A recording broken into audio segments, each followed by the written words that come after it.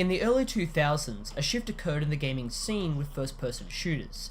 Fanciful, linear, and totally action-oriented games were being supplemented by more realistic, grounded releases that tended to be more spacious and dynamic in their level design.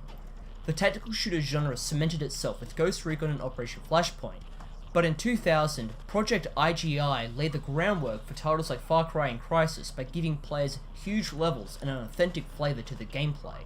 It's a pretty solid FPS, with a bunch of great ideas let down by the roughness of its production and some bad game design.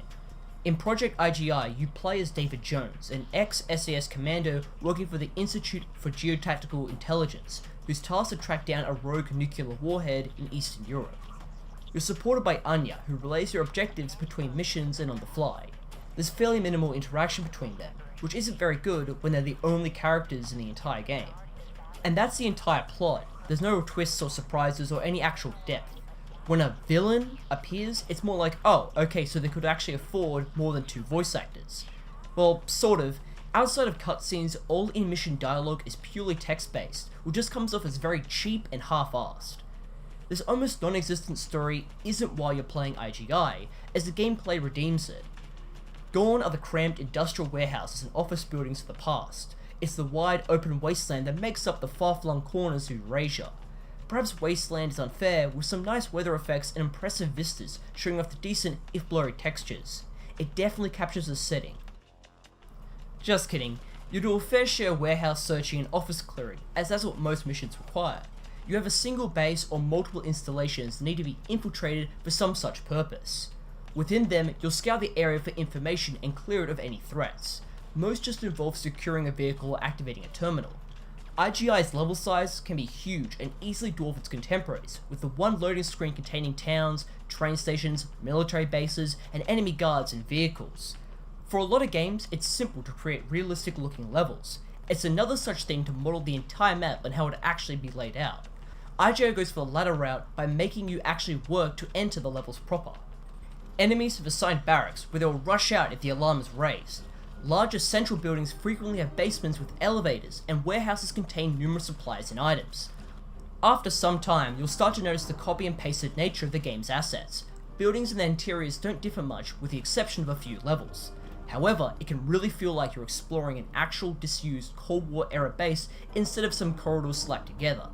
Even if it's just as linear, because while gazing across the cold, towering mountaintops, there's only one way to infiltrate the levels. But that path will be covered with many shell casings, as by infiltrating I really mean killing everything that tries to point a gun at you with a sizable selection of firearms. Most ops have you starting with a silenced MP5 and a Glock, but you can pick up AKs, spaz shotguns, and Uzis of fallen soldiers. There's more infrequent items like sniper rifles, D-Eagles, and M16s. Each are modelled and sound just fine, with a really nice mechanical effect to each weapon. I.G.I definitely goes for the realistic angle by having actual ballistics. Spraying away at enemies is going to get you nowhere fast, encouraging more short control bursts out of the player, which for 2000 was something very, very different.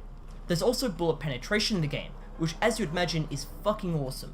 Wooden doors and walls where an enemy may hide behind doesn't mean much when you can pepper them from the other side. But this also works in their favour too, putting a bit more thought into your own cover. Some moderation is recommended however, as most bases have security cameras and an alarm system.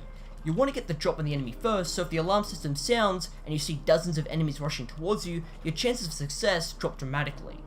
Of course, if you pick up a jackhammer, you basically win, as everything dies instantly thanks to its absurd rate of fire and damage. The enemies themselves do get progressively tougher and better equipped, with even armor units entering the fray requiring some heavy ordnance. So the gunplay can be fun, but Project I.G.I has a lot of warts, starting with getting killed. It's reasonable in this kind of game that you're fragile against direct gunfire, but it's not so clear cut. You'll have enemies unloading clips into you meters away whilst you only sustain slight damage, avoiding most of the bullets.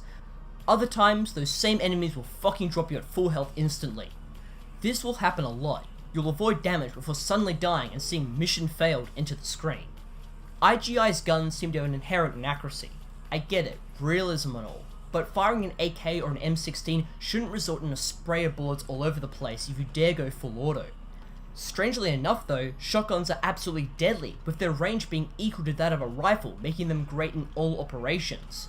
And it's not like the enemy AI is smart, quite the contrary, they're dumb as a stump. As long as an alarm isn't sounded, you can clear out an entire room with an LMG for 0 reactions from the guards the room over. There's attempts at some interesting tactics like enemies ducking to the ground after being shot at, but usually they beeline to you. In the last few missions of the game, the difficulty ramps up significantly, with precision marksmen that will annihilate you before they even properly materialize into the maps, essentially being invisible. But why am I bitching about all of this? Because of I.G.'s most frustrating and egregious flaw: 0 saves and mid-level continues. It doesn't matter what you've done or how far you've come, getting unlucky or just getting blindsided has you starting all the way back.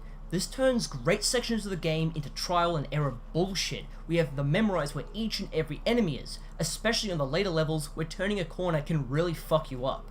This makes the game very repetitive and boring. We just trek slowly across mountains before getting killed and doing it all over again. Ah, fuck. It all culminates into a ball-bustingly hard final level that goes on and on and on and on, made worse with the glitches and vicious damage inflicted on you. Then it has the goal to throw in an escort objective.